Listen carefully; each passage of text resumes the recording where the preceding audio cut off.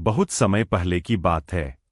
पहाड़ों के बीच बसे एक छोटे से गांव में एक गरीब लड़का रहता था, जिसका नाम अर्जुन था। उसके पिता बहुत पहले इस दुनिया को छोड़ चुके थे और उसकी मां बीमार रहती थी। अर्जुन दिन रात मेहनत करता, लेकिन घर की हालत कभी नहीं सुधरती थी। हर रात वह आसमान की ओर देखकर भगवान से एक ही प्रार्थना करता, हे माता, मेरी मां को ठीक कर दो। मैं और कुछ नहीं चाहता। गांव के लोग कहते थे कि जो सच्चे मन से माता वैष्णो देवी को पुकारता है, माता उसकी पुकार जरूर सुनती है। लेकिन वैष्णो देवी का मंदिर बहुत दूर पहाड़ों में था। वहां तक पहुंचने के लिए कठिन रास्ते, ऊंचे पहाड़ और घने जंगल पार करने पड़ते थे। एक दिन अर्जुन ने तय कर लिया कि वह माता के दरबार जरूर जाएगा। उसकी मां ने कमजोर आवाज में कहा, बेटा, रास्ता बहुत कठिन है, तू अकेला कैसे जाएगा? अर्जुन मुस्कुराया और बोला, मां, जब माता बुलाती है तो रास्ते अपने आप बन जाते हैं। अगली सुबह वह एक छोटा सा झोला लेकर निकल पड़ा। उसके पास न ज्यादा पैसे थे, न खाने का सामान, लेकिन उसके मन में विश्वास था। रास्ते में तेज बारिश शुरू हो गई।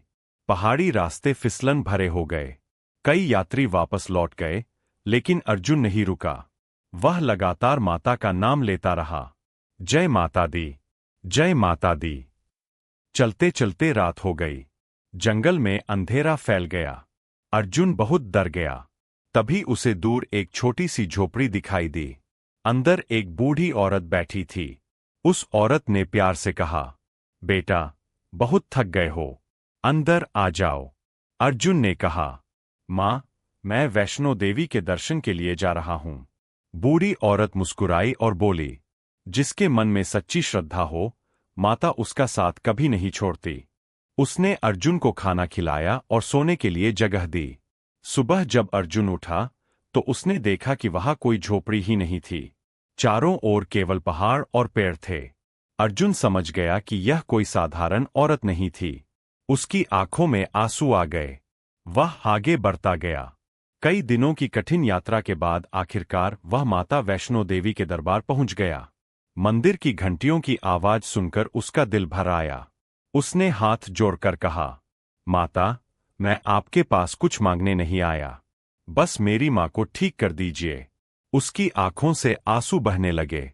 तभी मंदिर के अंदर से एक पुजारी बाहर आए और बोले, बेटा, माता ने तुम्हारी भक्ति स्वीकार कर ली है, चिंता मत करो, सब अच्छा होगा। अर्जुन ने माता के दर्शन किए और वापस अपने गांव लौट आया। जब वह घर पहुंचा तो उसने देखा उसकी मां दरवाजे पर खड़ी थी। अब वह पूरी तरह स्वस्थ थी। मां की आंखों में खुशी के आंसू थे। मां बोली, बेटा, जिस दिन तू माता के दरबार गया था, उसी दिन से मेरी तबीयत ठीक होने लगी। अर्जुन समझ गया कि यह सब माता वैष्णो देवी की कृपा है। उस दिन के बाद उसका जीवन बदल गया। धीरे धीरे उसके घर की गरीबी भी दूर हो गई। लेकिन सबसे बड़ी बात यह थी कि अब उसके मन में डर नहीं था। उसे विश्वास हो गया था कि सच्चे दिल से की गई प्रार्थना कभी व्यर्थ नहीं जाती। तभी से अर्जुन हर किसी से एक ही बात कहता, माता वैष्णो देवी धन से नहीं, सच्चे मन से खुश होती है।